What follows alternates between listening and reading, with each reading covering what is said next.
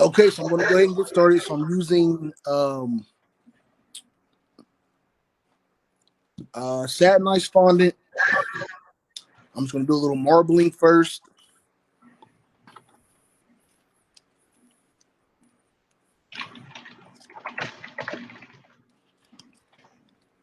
Okay, so you're off camera. You want to Yes, move it right now, yeah. forward? Okay. So I just add a little color. Uh-huh. I don't want to completely marble it. What kind of coloring did you just add? So this is airbrush color. This is actually wine airbrush color from Bliss Colors. And normally I'll use an airbrush color if I like it more than my other gel colors. And so I just really like this one. I will show you guys the bottle, but you can't even listen. In my defense, I travel a lot, and I still haven't mastered like keeping my bottles secure in flight, and so color just gets everywhere.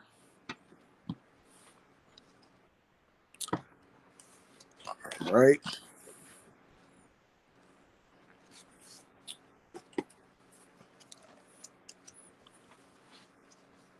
So I'm just gonna roll this out. All I did was I kind of found where I like the marble, and then I'll use that.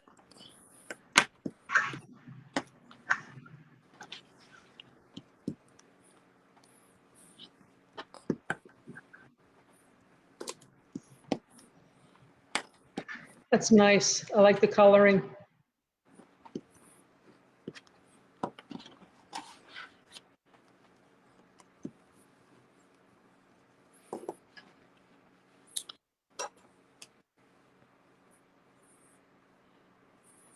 Now, don't do what I do. You're not supposed to cut on these mats, but I have a ton, so I do.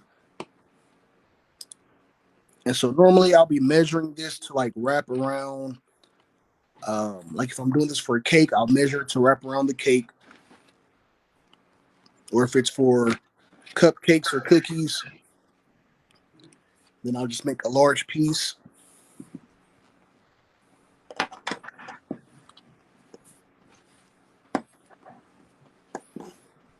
All right, like that.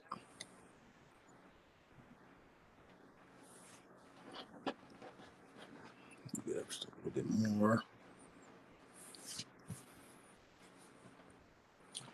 Okay, now I'm going to take my Dresden tool.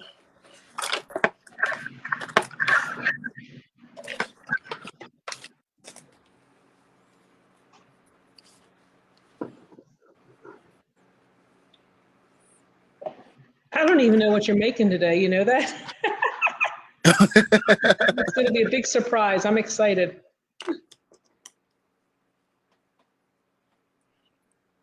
And so I'm just going to kind of look for some of the lines or some of the indentation that I like the most, some of the detail that I like the most. And so I'll make one here. And so I'm using my Dresden tool just to kind of score a little area there. I'll do one here too.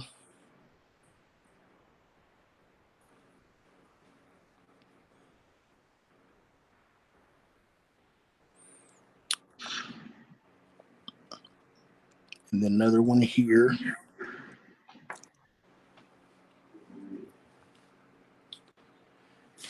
Then I'll take some heavy duty aluminum foil.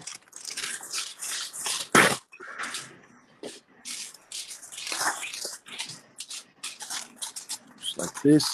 And I'm going to just kind of crinkle it a few times. And as you can see, I'm just kind of pushing everything towards the center instead of making a ball, because then you'll just kind of lose it. So you want the indentations or the detail as fine as possible. So I'll do that about 3 or 4 times. Then I'm just going to kind of create a tool.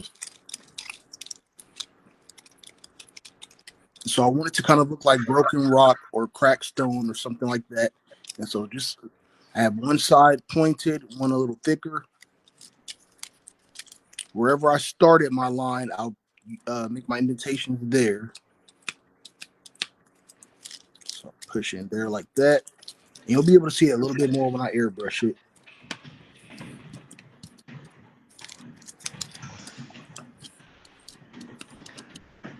There too.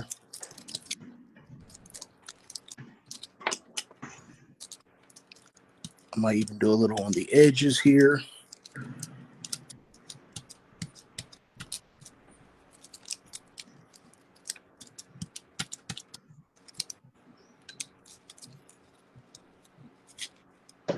Yeah, I love how you create your own tools. They're I actually started working this way when I first started doing cakes. I was still living on campus, and I had just left college maybe a week before. I had just decided to take a break from college. And so when I started doing cakes, I had no money to kind of like go out there and spend on a whole bunch of expensive things. And so that's why I use a lot of straws and toothpicks and foil and things like that. It's so awkward teaching teaching like this at cake shows because I feel like I'm telling people like not to go purchase things from the vendors hall, and that's not what I'm trying to do at all. oh no. I mean that's what's awesome is that you are showing people ways to do things with ordinary things they have around the house because not everybody can have everything. Right. You grab a paper towel really quickly.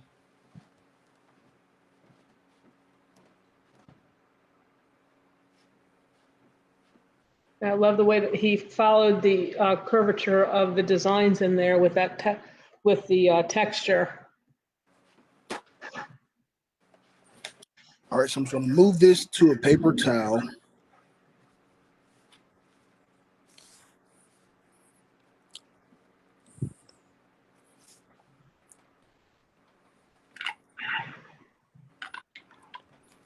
I'm going to add a little color.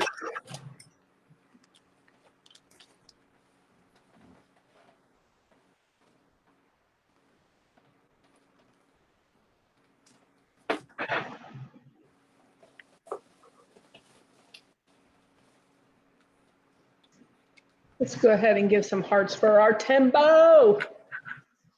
Lots of hearts. So I'm going to use my wine airbrush color from Bliss Colors.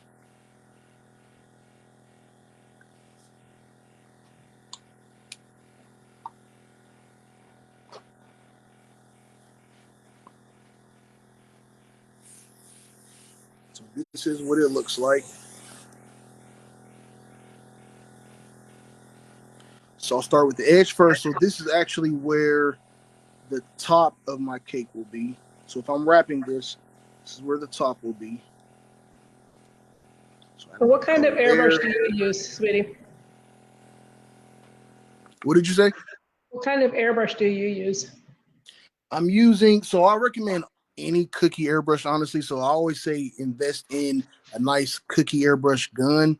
And so this one is from Dinky Doodle, but I think she might have changed the way she makes her gun. But I like the kind with the smooth back here. So like no adjustments or anything like that. So my favorites are from Clarella Cakes on Amazon. The Cookie Countess has a cool one. The Sugar Art, and then my all-time favorite is from Creative Cookier. So Jenny Levac, her products, I love her products, but she has one of the smoothest airbrushes I've ever used. Gotcha. So what do you have, like 20 airbrushes? You would think.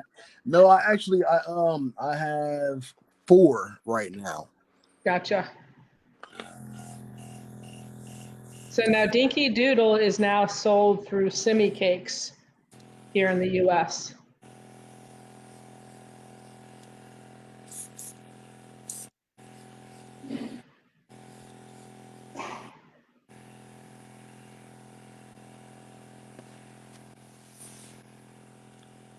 Now I added I a little think bit you're of off. purple. Listen, Yeah, let me you're off start by camera, let me just sweetie. say that the way that I teach airbrushing is probably frowned upon by other like airbrush professionals, but I just added a little bit of my purple right into the cup here, and then took a little brush and just mixed it a bit. So without taking my pink up, because I kind of wanted to just mix pink with purple without having to pull out a cup and then having a whole bunch of mixed color that I won't use later, right? And so this is my new color. So just so you guys can see the difference. There's that.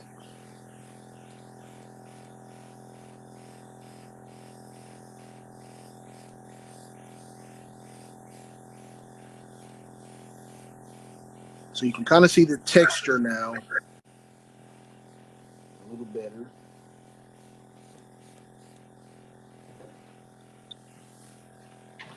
Oh, wow. Look at the way that comes to life with the definition.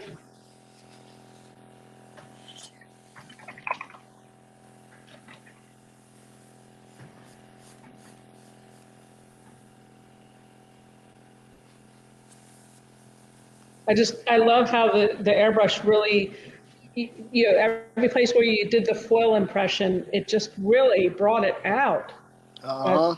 texture. And so I want the first line that I'm airbrushing now, I want that to be the darkest. And then if you want to go in with a little more pink, you can. You just don't want your marble to completely disappear.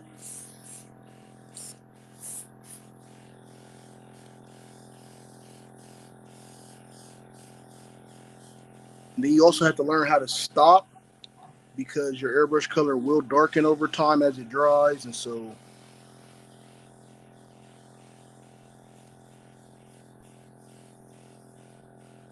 of course I say that and I keep going. So I'll stop here and then work on the next part.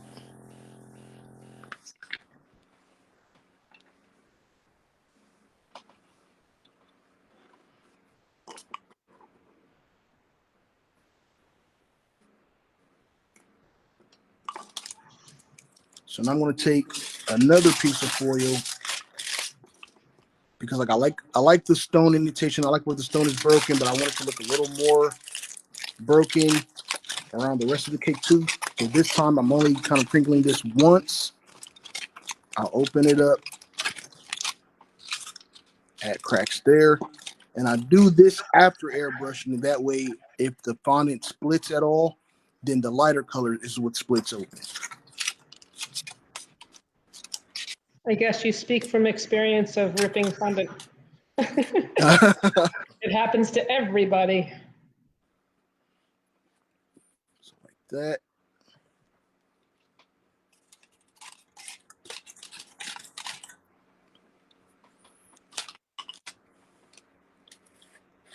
So now normally I would just use like an edible luster dust or like a gold or something like that. I'm just going to use highlighter. Normally I'll use highlighter in my like tutorials or something where when I'm making something that won't be consumed. That way I can save the edible stuff for clients. Gotcha. And so I'm just using a little bit of gold highlighter. Normally I'll use my favorite is wedding gold, and then there's another gold that Sugar Art has, but normally I'll use that. That gives me like the pure gold. And I'm using Poppy Paint Super Shine and a little vodka. And so I like to use Super Shine with my metallics instead of just using vodka because then you won't get any like rub off or anything like that. So using confectionery glaze or Super Shine will kind of lock your colors in and then they'll still dry instantly.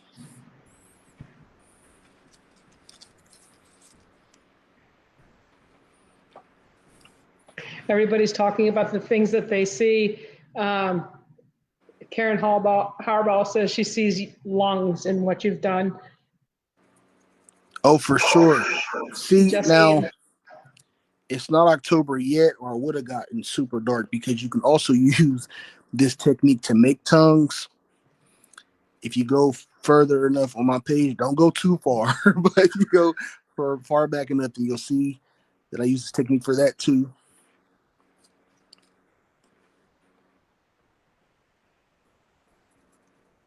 Susan wants to know if you can eat the poppy paint and does it change the taste of things when you No, do it it? does not, and so it is 100% edible, and you don't taste it at all. So it's like the same thing that they use to coat some candies to make those shiny. I just use multiple layers sometimes, like if I'm making like eyes or teeth or a tongue or something. Becky says intestines. Right. Only you, Becky.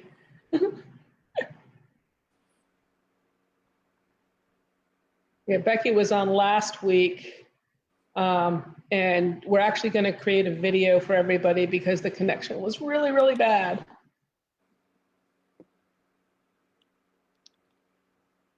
That's the scariest part about doing live classes, right?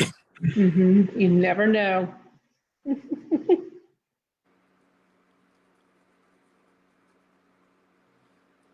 Yeah, Judy said tongue. That's exactly what she said.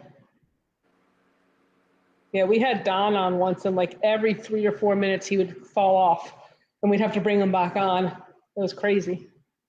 I love the way this is coming together. And so this is the top of the cake, so I'm doing a little more gold there. Not being neat with it at all because it's supposed to be cracked stone. And then Can you obviously you push can it keep forward? going. Can you push it forward a little bit or away from you a little bit? Yes. Yeah, we're not Make seeing. sure. There we go. Thank you. Oh, wow, that's really pretty. I'm glad you pushed it.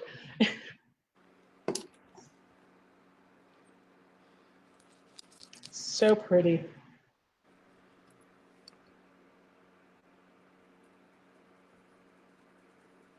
And this is perfect for people who want to start doing fondant cakes but don't like to cover cakes. I actually hate covering cakes too.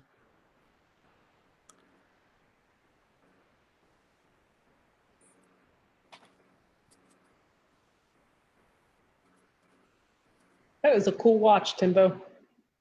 Thank you. I love wooden watches. I've always had a fascination with just like watches that have big faces.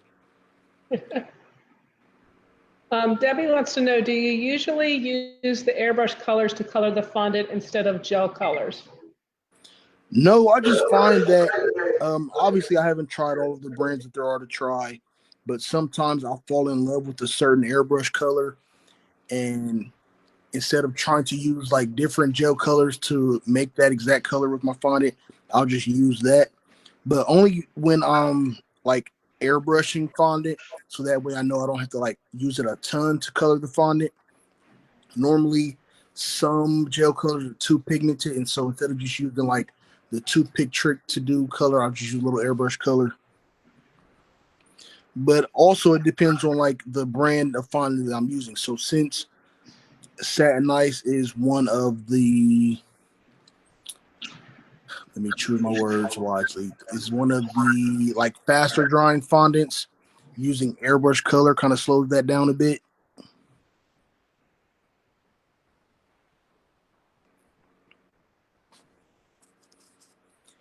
Okay, and then if you want to, you can just kind of flick gold on there.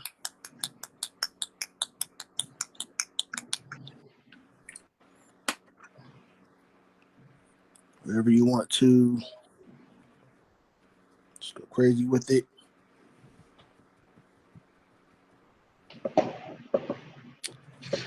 And then it won't take long for this to dry at all.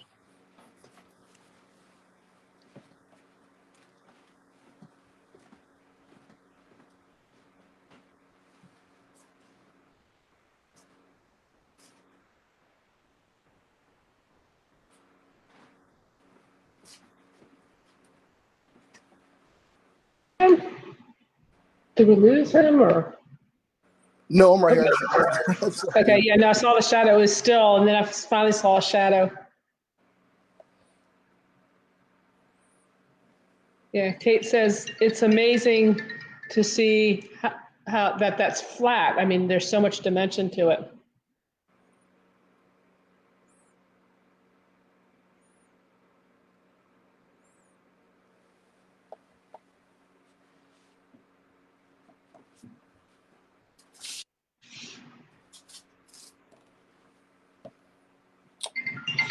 And then just so you guys can see really quickly.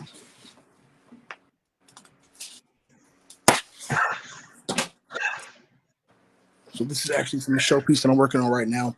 But this is just to kind of show you how it will curve onto the cake. So I have a little dummy here. You can let this dry, pick it up, and just place it onto your cake. So now the top, as you can see, will kind of go over the buttercream. So that way you don't have to worry about it being too smooth or anything like that, because you're going for like a rough look, right? Or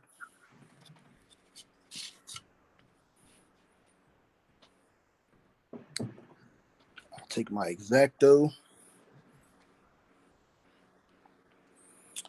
Let's say I wanted to do here. So I'll just take this and I want to kind of damage the edge a bit. So like that. So this gives me two separate pieces, right? I'll take my foil again.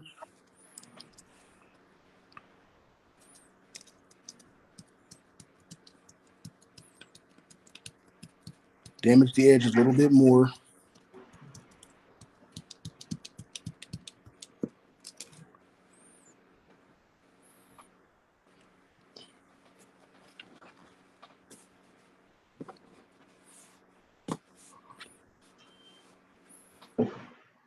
Let me know if I jump off the frame.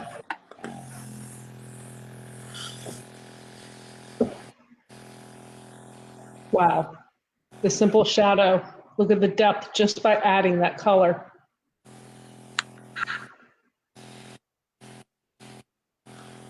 And it doesn't take long at all, but like it blows clients' minds when I do this on cakes.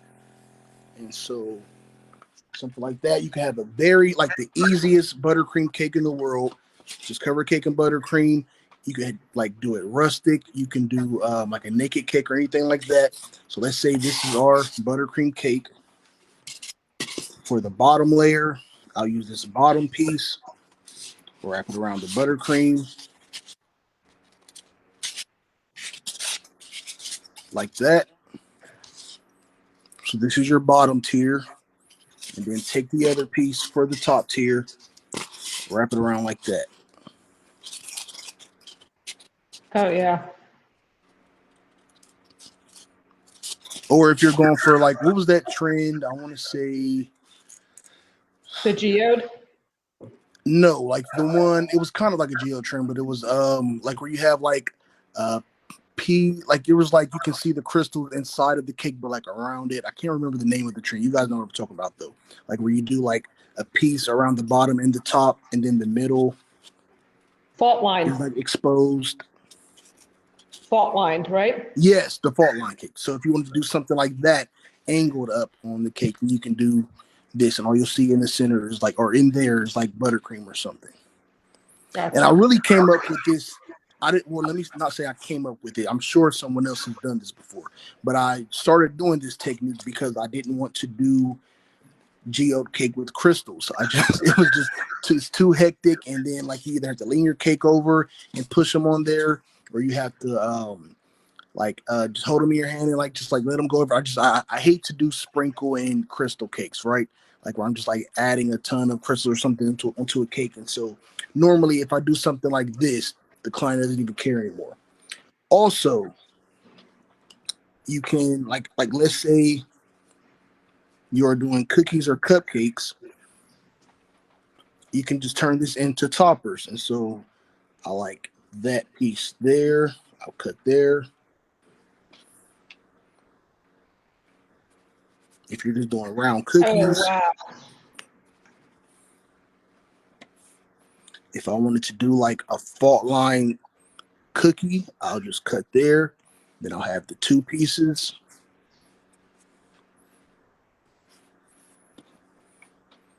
That's awesome. Super simple, and you can still charge a lot. Yeah.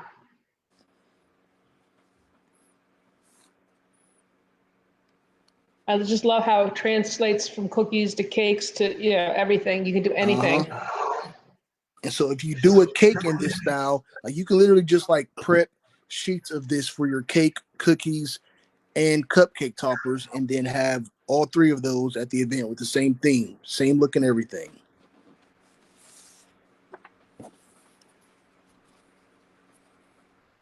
That's awesome. And the most creative tool that he used was the foil. Yes. That's what gave it that definition that's so cool looking. And that's what's so hilarious. Like when I'm teaching at like cake shows or something, and like teachers will come in with like tubs and tubs of materials and bags and things like that. And cake show organizers are always super scared because I'm coming in with like one little grocery bag, just full of toothpicks and foil. That's awesome. But I always say, like, even like when I'm charging for, whether I'm charging for class or not, I don't want you to have to spend hundreds of dollars to take a class and then spend hundreds of dollars to recreate the cake. You know what I mean? And so, since I never really gave up on the techniques that I use, I try to share them as much as possible. Oh yeah, and I bet you let the students take their tools home with them. Exactly. Oh my gosh. Marilyn says she hasn't seen your work for a little while because she was out of the country, and as usual, it is amazing. Everybody is just so blown away, about how easy this was. That was great. Well, thank you. I appreciate it. Yeah. I will say now, it does like bug me to have um like white edges there. And so if you want to, like you can go around and add more color on the edges.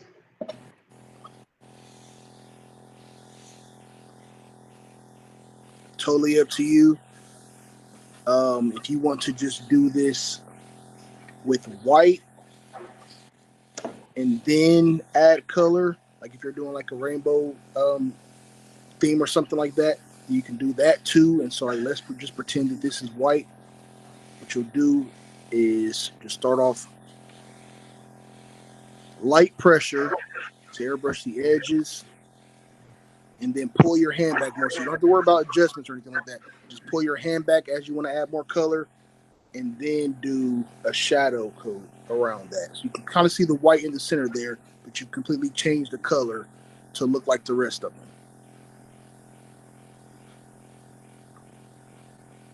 So it's totally up to you. Bobby says, I'm so used to seeing you use foil. What would you have to purchase to have a specific tool to do all the patterns you show? Foil. You can do Reynolds. Well, now, and so I hate to say this because it's the kind that I use, but I like to use the extreme heavy duty foil that you use for like grills and things like that. But it gets so sharp, like in this form, that it's very dangerous to use. And so I'll use this and like risk it when I'm at home, but like when I'm teaching, then I'll just use like heavy duty Reynolds wrap. Gotcha. Because you'll notice if you don't use heavy duty, then you'll have to work harder to get the detail in.